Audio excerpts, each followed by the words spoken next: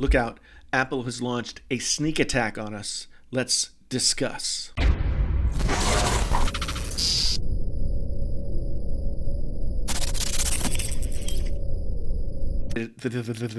Hey there, friends on YouTube. My name is Jason, sometimes known as the JTL. This is Painfully Honest Tech. Tech so honest it hurts. Let's discuss this thing that's going on. People have been wondering, is Apple going to update the MacBook Pros? Are they going to update the Macs? Are they going to do anything this year? Or are they just going to sit on their hands and leave us with outdated models that have terrible keyboards? Well, the answer to part of that question has been revealed to us. Totally out of the blue today on the Apple website, we found suddenly new MacBooks with new specs. And I figured I'd just jump in here and tell you guys what I found and let you know that this is in fact a thing. And so you can go out and grab that you can go out and grab that MacBook if you've been saving your pennies and wanted to see if they were going to do anything. They have, in fact. So let's talk about first the 13-inch Touch Bar version. So there's still a couple of models from the that have the 7th generation chips in them, but the new Touch Bar model has a 2.3 gigahertz processor with 256 gigs of storage. Of course, that's upgradable. It starts at $17.99, and you can upgrade that to an i7, 8th generation i7. I'm not sure. It doesn't say here that it's the 6-core i7, but as far as I know, the i7s of this generation are 6-core i7s. So maybe I'm wrong, maybe I'm not. We do in fact have a 512 gigabyte version that is 2.3 gigahertz processor. It's the same 8th generation Intel Core i5. Turbo boosts up to 3.8 gigahertz. It has Iris graphics. No dedicated graphics for the 13-inch models, as per usual. Very sad. But the nice thing about this is the i5 chips in the 8th generation of Intel's chip line are 4-core chips. And so you're going to have 4 cores instead of 2. That's instead of 2 cores, 4 threads, you get 4 cores, 8 threads. That's going to make this 13-inch MacBook Pro a much faster, much more realistic machine for creativity on the go. So 13-inch is looking good, but where it really gets surprisingly awesome, when at least where Apple is concerned, is here with the 15-inch MacBook Pros. We get new models right out of the gate. So the first new model, Touch Bar, 2.2 gigahertz processor, 256 gigs of storage off the shelf. It's a 6-core 8th generation Intel Core i7 processor.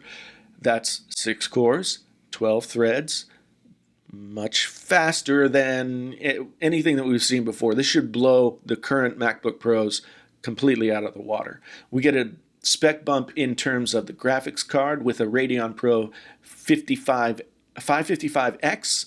It's got 4 gigabytes of GDDR5 RAM, and it gets really interesting once we go into the customization options. If you look here, you can get a 2.9 gigahertz 6-core i9 processor. I don't believe that there's ever been any kind of i9 type processor in a MacBook or a Mac of any kind. So that's going to be an incredibly powerful option if you want to pay the $400 to get up there. Let's look also at this. You see the 16 gigabytes of RAM that we've always had as an option on the MacBook Pros, but down below, right over here, 32 gigs of RAM. That's GDDR4 RAM, which Apple up until this point had said that it wasn't possible to even put that in a MacBook. But I guess it's possible now. For an extra $400, you can go up to 32 gigs of RAM. Never had 32 gigs of RAM in a MacBook. Now you can have 6-core chips with an upgraded graphics card and 32 gigs of RAM. This has the potential to make these MacBooks what MacBooks are supposed to be, Pro models. And now here it is. Sometimes, if you are a long-suffering Apple customer, you will know that a lot of times people want things from Apple. Apple isn't necessarily ready to provide those things. People have been asking for 32 gigs of RAM for a long time. They've been asking for faster chips for a long time. And suddenly Apple just out of the blue decided, here you go, everything that you asked for. Enjoy it. Let's look at a couple of the other options here. Go down to the next option. You've got a Touch Bar, Touch ID, 2.6 gigahertz processor with 512 gigabytes of storage. Now, I've found in the MacBook Pros that 512 is a pretty decent, like, midpoint where you're not going to fill it up too fast and you don't have to worry about that, but you can also then use external storage to offload stuff that you don't need to have on your machine. Let's see, we got the 6-core 8th generation i7 again. We've got Turbo Boost up to 4.3. We've got Radeon Pro 560X, so that's an upgrade from the processor that's in the 2017. 16 gigs of RAM, 512 storage, and you can upgrade this thing with all the options that I just talked about.